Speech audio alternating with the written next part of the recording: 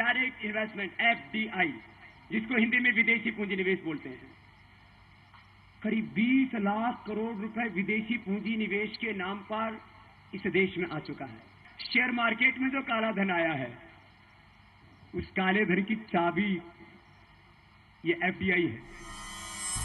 योग गुरु बाबा रामदेव का ये खुलासा बेहद चौंकाने वाला है। ABP न्यूज भी इसकी जांच पड़ताल पिछले कई महीनों से कर रहा था। बाबा रामदेव ने इस पर मुहर लगा दी। करीब 20 लाख करोड़ रुपए विदेशी पूंजी निवेश के नाम पर इस देश में आ चुका है। हम सरकार से पूछते हैं, ये 20 लाख करोड़ रुपए जो आया, इसका सोर्स क्या है? किसी दूसरे देश की कंपनी का हमारे देश में किया जाने वाला निवेश प्रत्यक्ष विदेशी निवेश यानी फॉरेन डायरेक्ट इन्वेस्टमेंट FDI कहलाता है। साल 2000 और 2010 के दरमियान भारत में करीब 5,11,006 करोड़ रुपए का प्रत्यक्ष विदेशी निवेश हुआ। FII फॉरेन इंस्टीट्यूशनल इन्वेस्टर यानी विदेशी संस्थागत निवेशक FII वो होते हैं जो शेयर बाजार में पैसा निवेश करते हैं। विदेशी bank, mutual fund, pension fund और फाइनेंस कंपनी FII कहलाते हैं। साल 2000-2012 के दौरान भारत में FII ने 4,29,193 करोड़ रुपए का निवेश किया। भारत में पिछले 10 साल के दौरान FDI और FII के जरिए हुआ कुल 9,40,199 करोड़ का निवेश। ABP न्यूज ने देश में हुए विदेशी निवेश की जांच पड़ताल की और इसमें जो सच्चाई सामने आई वो चौंका देने वाली है। जिसे हम फॉरेन डायरेक्ट इन्वेस्टमेंट FDI समझते हैं, वो दरअसल फर्जी डायरेक्ट इन्वेस्टमेंट की तरफ इशारा करता है। प्रत्यक्ष विदेशी निवेश यानी FDI और इसी FDI के जरिए भारत में आ रहा है काला धन। भारत की कई कंपनियां अपने काले धन की कमाई को देश में लाकर निवेश कर रही हैं। ये कंपनियां ऐसे इसलिए कर रही हैं ताकि इससे इनके काले धन को सफेद धन में तब्दील किया जा सके। FDI के अलावा FII के जरिए भी यही काम किया जाता है। इसका सबसे बड़ा उदाहरण पिछले दिनों तब देखने को मिला जब लंदन के अपर ट्रिब्यूनल ने एक अहम फैसला सुनाया। ये ट्रिब्यूनल ब्रिटेन के वित्तीय मामलों की सुनवाई करता है और भारत के सिक्योरिटीज एपेलेट ट्रिब्यूनल के बराबर का माना जाता है। देश के एक जाने माने उद्योगपति हैं। कई कंपनियों का उनका समूह है। दुनिया के 20 सबसे अमीर लोगों में उनका नाम शुमार है। विदेशी निवेश के जरिए उन्होंने किस तरह सरकार को चूना लगाया, उसका 5 साल बाद हुआ है खुलासा। ब्रिटेन के अपर ट्रिब्यूनल में भारतीय मूल के स्विस बैंक के एक पूर्व कर्मचारी पर आया है एक बहुत बड़ा फैसला। इस फैसले की अहमियत इसलिए भी बढ़ जाती है क्योंकि उस कर्मचारी ने एक भारतीय उद्योगपति के इशारे पर विदेशी पूंजी निवेश के नाम पर किया एक बहुत बड़ा गोरख धंधा। ट्रिब्यूनल के फैसले के मुताबिक पहले उस उद्योगपति के इशारे पर मॉरिशस में एक फंड खोला गया। इसके बाद उस उद्योगपति की भारत स्थित कंपनियों का पैसा इस फंड में लगाया गया। अगले चरण के रूप में उस उद्योगपति ने अपनी तरफ से 1250 करोड़ रुपए इस मॉरिशस स्थित फंड में डाले और फिर उसी उद्योगपति ने इस पैसे से भारत स्थित अपनी ही कंपनियों के शेयर खरीद लिए। इससे उन कंपनियों के शेयर के भाव बहुत ज्यादा बढ़ गए और इससे उस उद्योगपति को बहुत ज्यादा मुनाफा हुआ। इस कंपनी का जो शेयर दिसंबर 2006 में 443 रुपए 80 पैसे का था, वो बढ़कर अक्टूबर 2007 में 706 रुपए 95 पैसे का हो गया। मतलब एक शेयर पर हुआ 263 रुपए 15 पैसे का फायदा। इसमें हमारे 4-5 ऐसे इंडस्ट्रियलिस्ट हैं जिन्होंने इसको वहाँ से लेकर हॉट मनी ला करके स्टॉक मार्केट में इंश्योर करने की जगह में उन्होंने वहाँ लाकर यहाँ से उनकी कंपनी अपना पैसा ही वहाँ विदेश गई, घूमकर आई और एक मॉरिशस के कंपनी के नाम से उन्होंने शेयर्स खरीदकर शेयर मार्केट में इनकी इक्विटी को दाम बढ़ा दी। भारत के उस उद्योगपति ने मॉरिशस में जो फंड खुलवाए उसमें उनकी मदद की लंदन में स्विस बैंक UBS में काम करने वाले सचिन खारपे नाम के एक बैंकर ने। उस उद्योगपति ने अपने नाम से कारोबार तो नहीं किया क्योंकि उसमें उन्हें फंसने का डर था, लेकिन ट्राइब्यूनल के फैसले में उस उद्योगपति का नाम साफ साफ लिया गया है और ये भी कहा गया है कि खापरे ने पूरे गोरख धंधे को उन्हीं उद्योगपति के इशारे पर अंजाम दिया।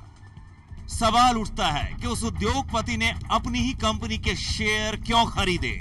दरअसल भारत के उस उद्योगपति ने गैर कानूनी तरीके से FII बनकर अपनी ही कंपनी के शेयरों की कीमत बढ़ाई और जैसा कि आप जानते हैं, जैसे ही किसी भारतीय कंपनी में FII का पैसा लगता है, शेयर बाजार में उसकी साख बढ़ जाती है। ऐसा कोई उद्योगपति अपने दो मकसद पूरे करने के लिए करता है। पहला ये कि काला धन सफेद हो जाए और दूसरा ये कि कंपनी के शेयरों की कीमत बढ़ जाए। जो भी कंपनियां इंडिया में पिछले 10 सालों में आई, हर एक को ये एडवाइस किया गया कि आप मॉरिशस रूट से आइए कि ताकि आपको टैक्स नहीं लगेगा। इसका फायदा लेने के लिए उन लोगों ने जिन्होंने कि काला धन भी इंडिया में पैदा किया और वो बाहर ले गए, तो उन्होंने स्विट्जरलैंड के रास्ते से और के रास्ते से उस पैसे की निवेश करने की कोशिश मॉरिशस से की है। तो जो ये व्हाइट पेपर इस बात को मानता है कि ये रूट भी एक अडॉप्ट किया गया कि यहाँ से पैसा, ब्लैक मनी का काला धन पैदा किया गया, उसको बाहर ले जाया गया और क्योंकि उसकी जरूरत थी भारत में निवेश करने की और उसको मॉरिशस के रूट से या सिंगापुर के रूट से उसे वापस लाया गया। 2G में कई मामला मॉरिशस रूट का भी है और अभी जो जगन मोहन का मामला चल रहा है उसमें CBI ने कहा है कि एक कंपनी को जमीन दी गई, उसने भी मॉरिशस रूट का प्रयोग करके पैसा लगाने की बात कही। तो मॉरिशस रूट से कई गोरख धंधे भी होते हैं। इस तरीके से जहां भी फिर फॉरेन इन्वेस्टमेंट जा रहा है, आप तो सभी मुल्क जो है इस तरीके के इन्वेस्टमेंट का स्वागत कर रहे हैं, तो इसका अर्थ यह है कि वो काले धन की व्यवस्था पर आधारित मुल्क है, चाहे वो चीन हो या कोई और हो। हमारी अर्थव्यवस्था को इन्वेस्टमेंट चाहिए, हमको स्वदेशी इन्वेस्टमेंट भी चाहिए, हमको विदेशी इन्वेस्टमेंट भी चाहिए और इसी के लिए गवर्नमेंट ने मल्टी रिटेल में जो है FDI लाने का फैसला लिया है। सरकार भी कहीं ना कहीं यह मानने लगी है कि काले धन में विदेशी निवेश FDI और FII के जरिए हो रहा है। सरकार ने पिछले दिनों संसद में श्वेत पत्र भी काले धन पर पेश किया था, जिसमें इस तरफ इशारा भी किया गया था। श्वेत पत्र में ग्लोबल फाइनेंस इंटीग्रिटी GFI के हवाले से कहा गया है कि 1948 से लेकर 2008 तक 213.20 अरब डॉलर यानी करीब 11,715 अरब रुपए काले धन देश से बाहर जा चुके हैं। इस रिपोर्ट में यह भी बताया गया है कि आज की तारीख में इसकी कीमत 462 अरब डॉलर यानी करीब 25 लाख करोड़ रुपए होती है। आंकड़ों के मुताबिक 1991-2010 के बीच भारत में करीब 5,77,108 करोड़ रुपए का प्रत्यक्ष विदेशी निवेश हुआ। साल 2000-2010 के दौरान 2,10,905 करोड़ रुपए मॉरिशस के रास्ते से और 45,146 करोड़ रुपए सिंगापुर के रास्ते से आए। मॉरिशस और सिंगापुर के रास्ते कुल FDI आया करीब 2,56,051 करोड़ रुपए। किसी के भी नाम लोगे मॉरिशस, क्योंकि टैक्स माफ हो रही है बड़े पैमाने में, तो सब ने खोला है। वहाँ मैंने अभी ये टेलीकॉम 2G घोटाला में देखा कि जो 9 कंपनीज हैं सबका दफ्तर है मॉरिशस में, एक ही सड़क पर और उसी एक ही बिल्डिंग में और एक ही मंजिल में। ये मान के चलना पड़ेगा कि ये पैसा भारत की तरक्की का ही है। सिर्फ यह है कि वो भारत की तरक्की में, इकोनॉमिक ग्रोथ में ही ब्लैक मनी जनरेट हुई और वो ब्लैक मनी बाहर जाके वापस में व्हाइट मनी होके इन्वेस्ट होकर आ गई। तो ये किसी बाहर का पैसा नहीं है, पैसा इंडिया का ही है जो भारत की तरक्की में काम आया। 10 साल तक लगातार ढिंडोरा पीट कर यह बताया गया कि प्रत्यक्ष विदेशी निवेश से हुआ है भारत का विकास, FDI आने से देश में विकास हुआ है। लेकिन ब्लैक मनी पर जो श्वेत पत्र संसद में पेश किया गया, उसके मुताबिक पिछले 10 सालों में जो भी प्रत्यक्ष विदेशी निवेश भारत में आया है, उसका लगभग आधा हिस्सा सिंगापुर और मॉरिशस के रास्ते आया है। 10 सालों में जो प्रत्यक्ष विदेशी निवेश हुआ है, उसका 42% मॉरिशस से और 9% सिंगापुर के रास्ते से भारत आया है। मॉरिशस के रास्ते आखिर भारत में विदेशी निवेश क्यों बढ़ा, इसकी गूंज संसद में भी सुनाई दी। वित्त राज्य मंत्री SS प्लान निक्कम ने 4 मई को संसद में बयान दिया कि मॉरिशस के साथ डबल टैक्सेशन यानी दोहरे कराधान संधि की वजह से सरकारी राजस्व को प्रतिवर्ष 30 अरब रुपए का नुकसान हो रहा है, क्योंकि इसकी आड़ में कालाधन बाजार में आ रहा है। हिंद महासागर का एक देश मॉरिशस मॉरिशस को छोटा हिंदुस्तान भी कहते हैं। सवाल उठता है कि मॉरिशस जैसे छोटे देश के साथ भारत ने दोहरे कराधान की संधि क्यों की? 13 लाख की जनसंख्या वाले इस देश के साथ भारत के काफी पुराने संबंध रहे हैं। 1983 में उस समय की भारत की प्रधानमंत्री इंदिरा गांधी ने मॉरिशस के साथ डबल टैक्सेशन की संधि की थी। मॉरिशस को एक हमारी मित्र देश है, हमारे वहाँ अप्रवासी भारतीय बहुत हैं। उसकी हमें करुणा के लिए हमने जो भी मॉरिशस से इन्वेस्टमेंट आती है उसके लिए कैपिटल गेन्स टैक्स मुक्त है और इनकम टैक्स का सेल्स टैक्स सब मुक्त है। तो क्या हुआ कि ये मॉरिशस में तो है कुछ नहीं, वहाँ बीच हैं, ये जो समुद्र के किनारे बीचेस होते हैं ऐश और आराम के लिए, होटल्स होते हैं और गैम्बलिंग कसिनो होते हैं और कुछ नहीं, वहाँ तो कोई इंडस्ट्री है ही नहीं। लेकिन $1 देने से वो कंपनी रजिस्टर करते हैं। तो सब तमाम लोगों ने कंपनीज वहाँ रजिस्टर कर ली।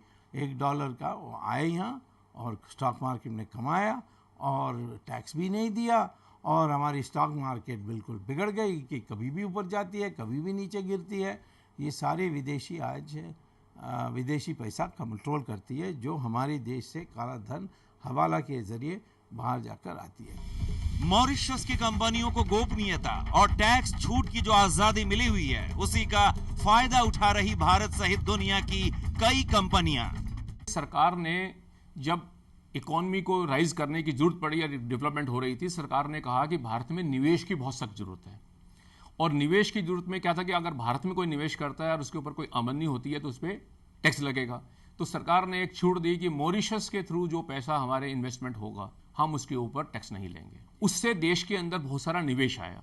आपका ये कहना ठीक हो सकता है कि वो निवेश में एक अच्छा बड़ा हिस्सा हमारा ही पैसा हो सकता है। वो लोगों ने एक लूप होल को एक्सप्लॉइट किया, क्योंकि मॉरिशस से रूट से जो पैसा आता है उसकी फर्दर इंक्वायरी करना बड़ा मुश्किल काम है कि ये पैसा कहाँ से आ रहा है और किसका है। मॉरिशस और सिंगापुर रूट से भारत में जो काला धन आ रहा है उसका तो कुछ कुछ खुलासा होने लगा है, लेकिन भारत का कुल काला धन विदेशी बैंकों में कहां कहां ठूंसा पड़ा है, इस बात की ठीक ठीक जानकारी तो अभी सरकार को भी नहीं है। आडवाणी कहते हैं 2,54,000 करोड़ का काला धन विदेश में रखा है। सीबीआई के निदेशक कह चुके हैं कि 24.5 लाख करोड़ रुपए विदेश के बैंकों में है।